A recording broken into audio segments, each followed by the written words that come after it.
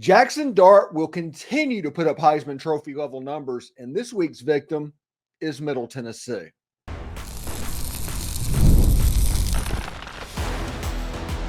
You are Locked On Ole Miss, your daily podcast on the Ole Miss Rebels. Part of the Locked On Podcast Network, your team every day.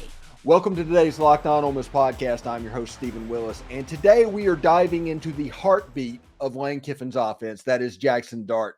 After grading out higher than any other quarterback in the Power Four in week one, Dart is back and ready to do it all over again.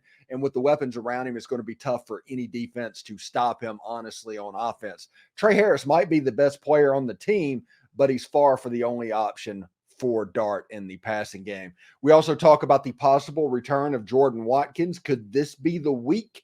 This is the Locked On Ole Miss podcast, your daily podcast on the Ole Miss Rebels, your team every day. We're free and available on all the podcast apps and YouTube, and thanks for making Locked On Ole Miss your first listen every day. And a special hello to the insiders and everydayers who make this show what it is. And don't forget to find a second listen on the network. Chris Gordy at Locked On SEC and Corey Burton at Locked On Vandy gives other perspectives on college football, the SEC, and yes, even Ole Miss. So check them out as well. Today's episode is brought to you by Game Time. Download the Game Time app, create an account, and use code LOCKEDONCollege for $20 off your first purchase. Terms apply. Download Game Time today. What time is it? Game Time.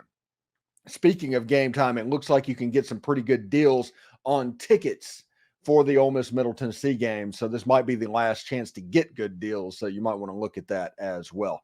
This is my favorite episode of the week. This is the Why Ole Miss Wins episode. I'll tell you why I think Ole Miss is going to win the game and why you should expect to be happy come Sunday morning. Let's look at the bullet points. Ole Miss is going to play clean and make it to where their talent overwhelms. Lane Kiffin plays clean in games. His teams traditionally do not turn the ball over, do not have stupid penalties. They are fairly well coached, and they're going to do that, and their talent is significantly better than Middle Tennessee, and that isn't a shot at Middle Tennessee. It's just the truth. MTSU is also transitioning to a 3-4 defense, and they don't have the personnel right now needed to do that. They've hit the transfer portal hard to try and make it happen, but it's still a little bit clunky. I think the running game should have some explosive plays in the game on Saturday because of this. And of course, Jaxson Dart will continue to put up Heisman level numbers. That's not surprising to anybody, honestly. But we'll start with that third bullet point. Jaxson Dart putting up Heisman level numbers against Furman on Saturday. In the first half of the game, Dart was 22 for 27, 418 yards and 5 touchdowns. He also ran for a touchdown as well. He had about 450 yards of total offense in that game, and that was in only one half of football. It was a Heisman-type level performance in that football game, and Jaxson Dart is looking to continue having performances like that.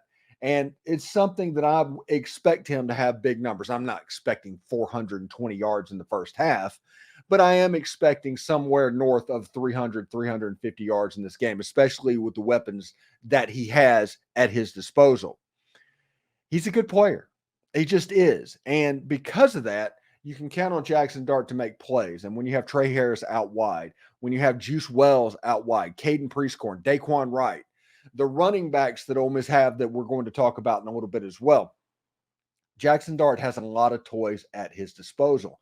And one guy that we're eagerly awaiting to see, there was a rumor that came out, it might not be true, but you know how people talk during the week that Jordan Watkins was maybe seen in a red practice jersey at some point this week. I don't know if it's true. I can't validate that one way or another. But this week we get to find out if this is the week that Jordan Watkins comes back, at least in a limited role. I do not expect him to return punts this year. I don't. Jordan Watkins was an excellent punt returner, and Lane Kiffin completely trusts him. But the only way I think Jordan Watkins goes back and catches punts this year is if Michael Davis, for some reason, can't do it.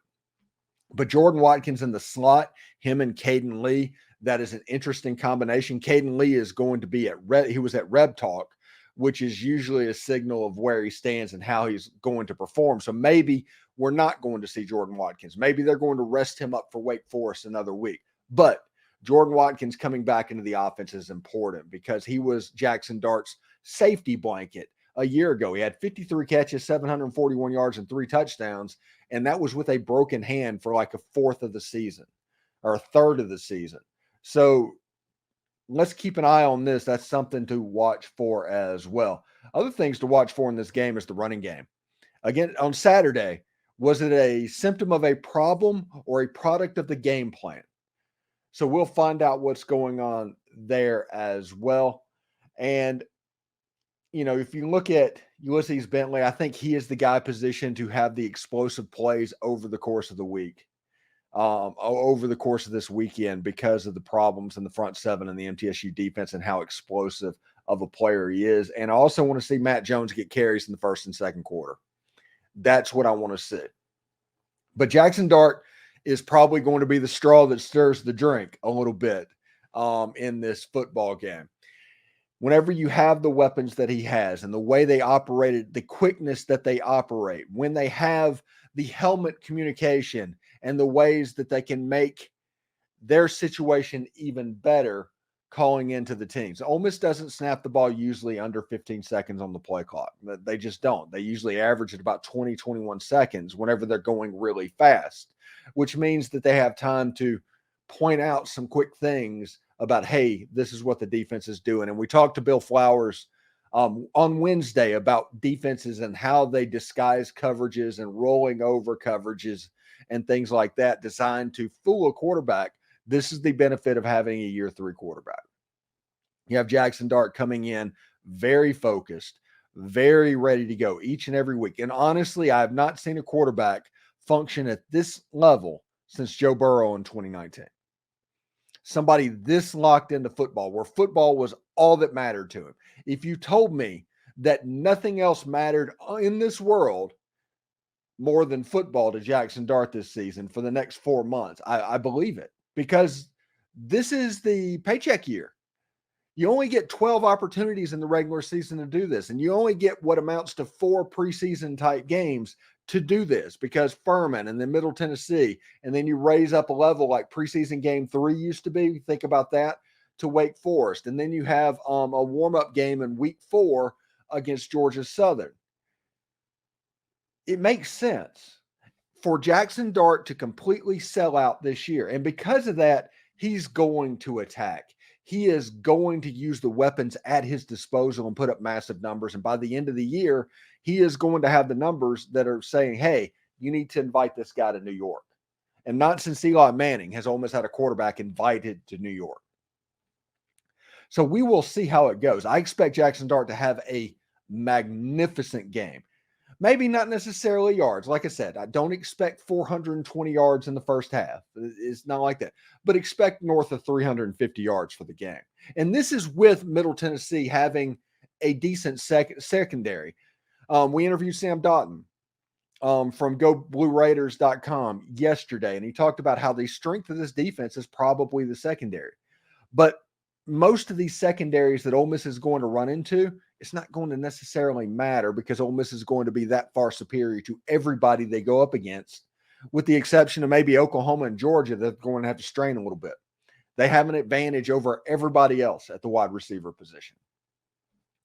They're going to be a favorite in 11 of 12 games this season. We talked about that. If you look at FanDuel for futures, Ole Miss is already a 3.5-point favorite over LSU after the first game.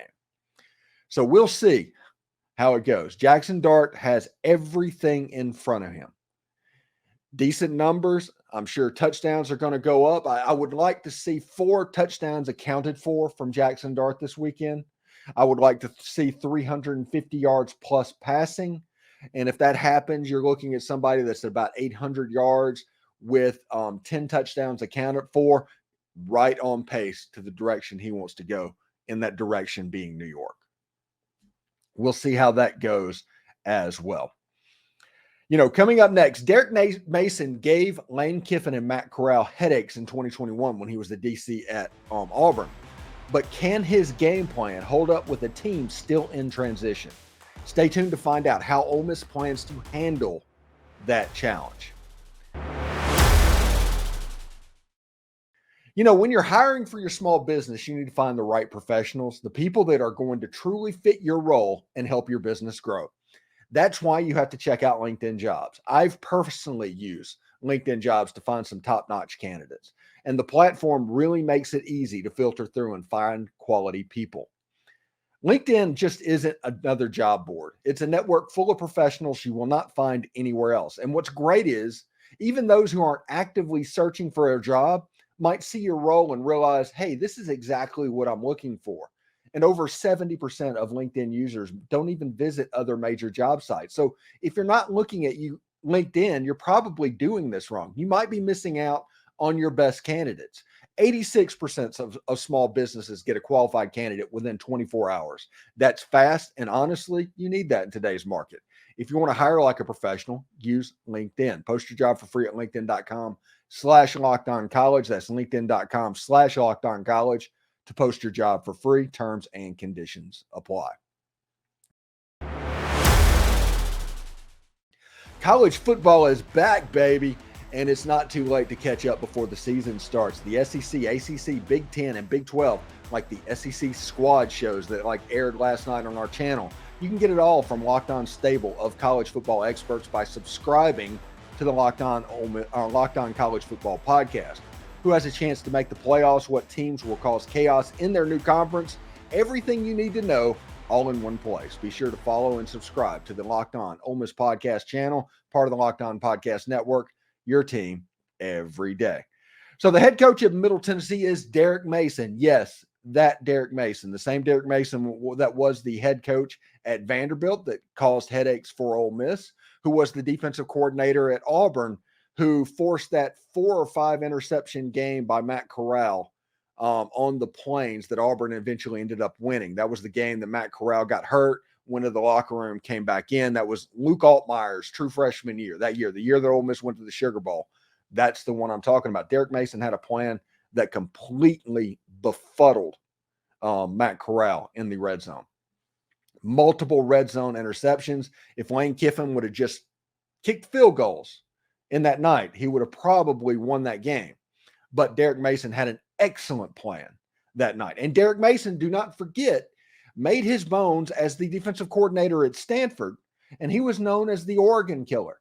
He was the guy that made Matt Miota look very pedestrian. He was the guy that could figure out how to stop the Oregon offense when nobody else could.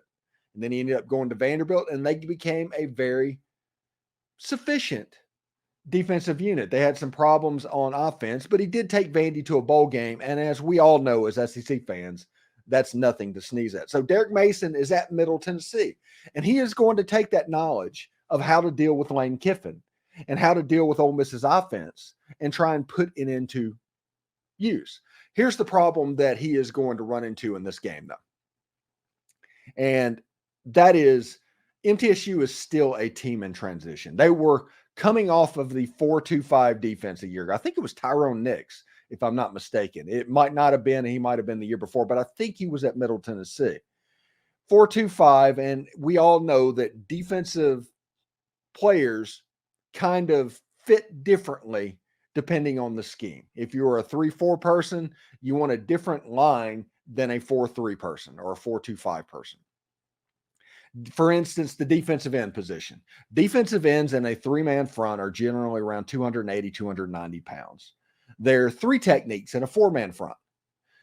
Defensive ends in a 4-man front is down closer to 240, 250 on both sides of the field. And that's just the way football is played, with the way that you scheme things up and how you want to attack offenses. Derek Mason is a 3-man defensive coordinator. Middle Tennessee State had personnel to run a 4-2-5, which means somewhat undersized defensive ends. No true nose guard on the roster. And the 3 techniques, maybe you can play one out at end, but you don't have enough of them. Derek Mason attacked the transfer portal to try and solve this problem. But what this is going to lead to, and the way they're trying to play, the reason the size-speed ratios happen in a 3-4 defense as opposed to a 4-3 is because of what they're asked to do. And what you're likely going to see is undersized people or 3 techniques that probably aren't athletic enough to play on the end in order to try and fill those size-speed ratios that could lead to a hole in the first and second level and allow a running back for Ole Miss to get out the gate. It's one of the reasons I said I think Ulysses Bentley could be somebody that could go off. And everybody's going to say, well, he went 6 for 23 against Furman. Why are you saying that? I genuinely think the Furman game was more of a product of the game plan than a symptom of a problem. That's genuinely what I believe. And Ulysses Bentley, he is a guy that is Jerry and Ely plus, a very explosive player, and he's designed to take care of open space. If he gets into the clear, if it gets open, he's gone. There's nothing you're going to be able to do. He's so quick twitch of a running back, he can make you pay. And whenever you're looking at a defensive line that is transitioning from a 3-man front or from a 4-man front to a 3-man front, when you see the linebackers where you're used to having 2 and now you need 4, and they're going to be a little bit different as well, you can see how in year one things can get clunky. And a transition similar to this happened in 2012, 2013, 2014 maybe. That may have been Derek Mason's first year at Vandy. Ole Miss went up to Vanderbilt and beat them like 54-10 or something like that. And that is because of the transitions that were happening on defense and on offense. Going from the spread offense that was run under James Franklin to a Stanford type, 12 personnel, line up, play football in a phone booth type formation that Derek Mason was used to and from his Stanford days, implementing that was tricky. And at MTSU, they're doing a lot of those same personnel groupings as well. So offensively, even against Tennessee Tech, they got to where it was a little bit clunky, as it was described by Sam Doughton. It was clunky. So this transition is a very real thing. Now, every football team gets better from game 1 to game 2. That's an old football adage because it's true. But this might be a situation with Derek Mason where it takes a little bit longer to get after. If you look at the keys of the game, I do think a fast start for Ole Miss can cause a repeat of Furman to happen. I'm not talking about 76-0. I'm talking about getting the starters and the wear and tear off the body out of the game somewhat. Will Matt Jones get carries early in the game? I talked about Ulysses Bentley. Matt Jones is another player that I want to see go against a fresh defense just to see what Ole Miss has. Give the guy 3 or 4 carries and see what he does. And if he makes it work, give him 3 or 4 more carries and see what happens. And of course, play clean, cut down on the busts that were about 70% of the Furman offense over the course of the game. If you do that, you're going to be all right because you have superior talent in this game, and it can't really be overstated. Like I said, Matt Jones, he had 3 carries, 68 yards, and 2 fairly long touchdowns in the course of the Furman game. I would like to see Matt Jones get a few carries against a first or a second quarter defense in this game with these starters on the field to see if he can do it. He obviously has vision. He obviously is very good at hiding behind the offensive line. He's hard to see. He's like 5'7", 200 pounds. I'd like to see what this looks like and the problems that he can cause the defense. I think Middle Tennessee would be a good place to start doing that for fans like me that want to see this player. We've had somebody in my comments for essentially, 2 years talking about how great Matt Jones is. And until I see him in the first and second quarter, I can't really talk about how great Matt Jones is. So I want to see what happens. I think he has earned carries in the first or second quarter just by big plays that he's made against Georgia Tech and Furman. And every time he's in the game, he's made plays. Let's see if he can make plays against the starting units of this defense. That's interesting type stuff. Anyway, coming up on Locked On Ole Miss, we're putting the final touches on our breakdown of Middle Tennessee State. How do the Rebels stack up, and what's the score prediction? I want to hear from you as well, so don't miss it. Game Time is the place to get your Ole Miss tickets. They have killer last-minute deals, all-in prices, views from your seats, and their lowest price guarantee. Game Time actually takes the guesswork out of buying Ole Miss tickets. You know, there's not a bad seat in Vaught-Hemingway Stadium. So it's refreshing, though, to know that no matter what it is, you can see exactly what the view will be from that seat, no matter where it is in Vaught-Hemingway Stadium, before you buy the ticket. So you know exactly what you're walking into. They have the lowest price guarantee, cancellation protection, job loss protection, all of the customer service suite that you're looking for. So take the guesswork out of buying Ole Miss tickets with Game Time. And with this being the most anticipated season in Ole Miss history, I might be able to help you out with tickets as well. Download the Game Time app, create an account, and use code LOCKEDONCollege for $20 off your first purchase. Terms apply. Again, create an account and redeem code LOCKEDONCOLLEGE. That's all one word for $20 off. Download Game Time today. Last minute tickets, lowest price guarantee. So let's put the finishing touches a little bit on the Middle Tennessee State game. We have a pregame show tomorrow at like 10 o'clock Central. We're going to do that with John Macon Gillespie. We still have Michael Katz. We still have Tom Vanderford that is going to air between now and that pregame show.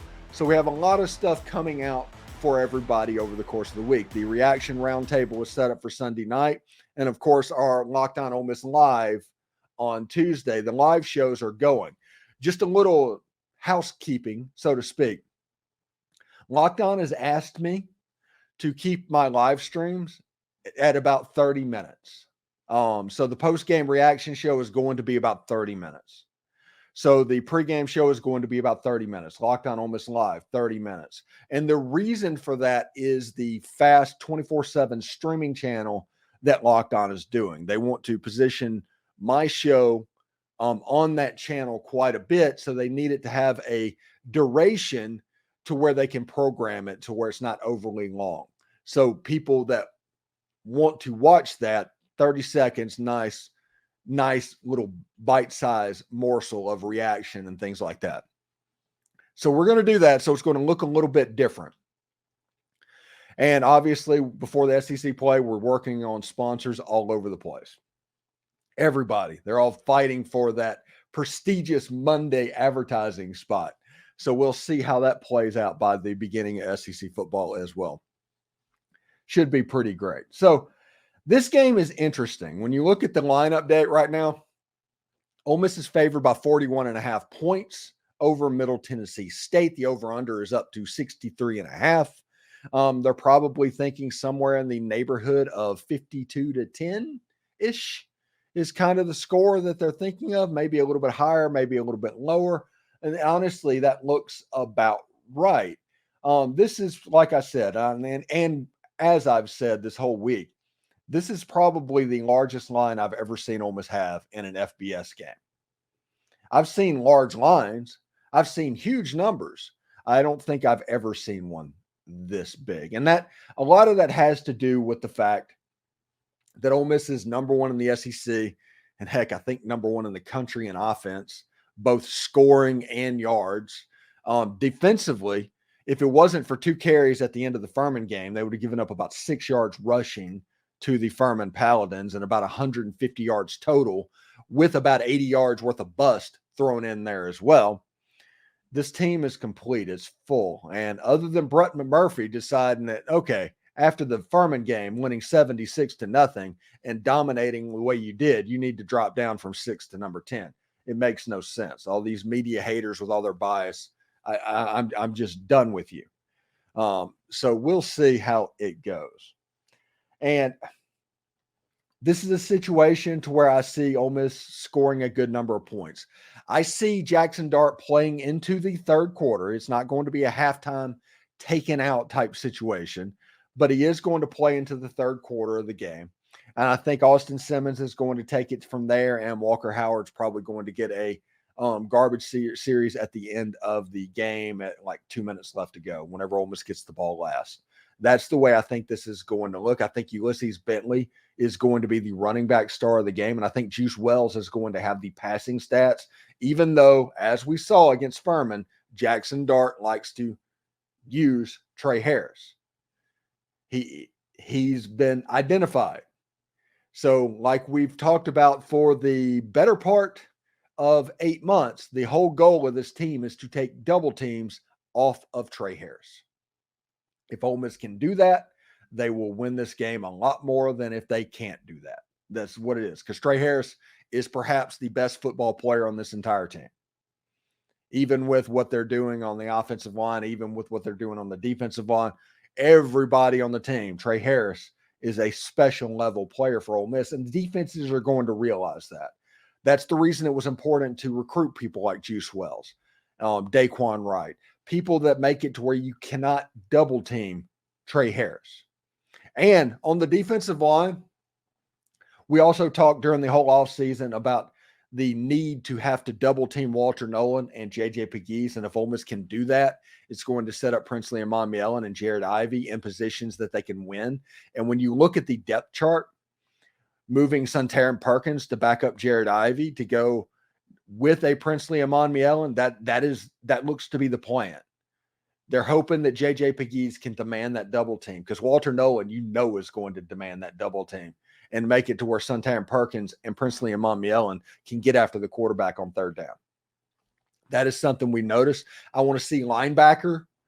And if Chris Paul moves up above Kari Coleman, that's kind of the battle there. I want to see if Key Lawrence stresses this week. I want to see if Lewis Moore and Jaden Kennedy are kind of the dudes. Trey Washington, he's obviously the alpha male back in that defense. And the cornerback play, Isaiah Hamilton and Trey Amos. Middle Tennessee has a stronger arm quarterback, a better quarterback than what they've seen. Was what we saw last week against Furman a mirage or a symbol of things to come? There's a lot going on. And, of course, the run game stuff, with the Nate Kalepo and Julius Buelow, with Jeremy James being out apparently for a couple of weeks with a broken hand as well. There's a lot of questions. There's a lot that Ole Miss people can learn. And the goal to this game, just like last week, is the playoff. It's not about beating Middle Tennessee. You're a 41.5-point favorite in the game. You need to do what you can to make sure you're better for Georgia than to win this game. I don't care if you cover or not. If you are doing the right things that make it better and easier to beat Georgia, that should be the goal. Win this game, do what needs to be done, get ready for the playoff and Georgia. If you do that, you're going to be all right. If you want to look at the prediction for the game, I'm going with Ole Miss 52, Middle Tennessee 7. That's a 45-point win. So, yes, I'm calling an Ole Miss cover. I'm laying the points. It's a situation where I think that Middle Tennessee scores at the end of the game. I think the defense is equally as dominant. I think this defense has a chance to look like Alabama and Georgia's, those peak defenses back in the day, to where they're just hard to deal with situation. And if you look at this, we've called all of this, and with Ole Miss now a favored in Tiger Stadium, according to FanDuel, Ole Miss is currently going to be favored in 11 of the 12 games of their season. Should be pretty interesting stuff. Thank you for making Locked On Ole Miss your go-to source for all things Ole Miss sports. We pride ourselves on offering the most comprehensive perspectives, which is why we're the number one podcast out there. Anyway, your support means the world to us. Thank you for making Locked On Ole Miss your first listen every day. Now go check out Locked On College Football Podcast. From NIL deals to the never-ending conference realignment rumors, Spencer McLaughlin gets you ready for an exciting season on the gridiron. You can find the link down in the description. You don't even need to search. Part of the Locked On Podcast Network, your team every day. Also, we have, if you want to hear from John Forcade and Bill Flowers, they're on the YouTube page. Very good interviews with both of them. And exciting news, everybody. You can now become a Locked On Ole Miss Insider. The best and the easiest way to stay updated on all things Ole Miss sports. Our texting program sends you notifications of everything relevant without the hassle of message boards filled with trolls. Enjoy a 14-day free trial and experience the future of college sports coverage. We're adding new perks as we grow, so do not miss out. The link is down in the description. For those of you watching on YouTube, we will send you to Locked On College Sports right now. Hotty toddy, everyone. Go Rebs.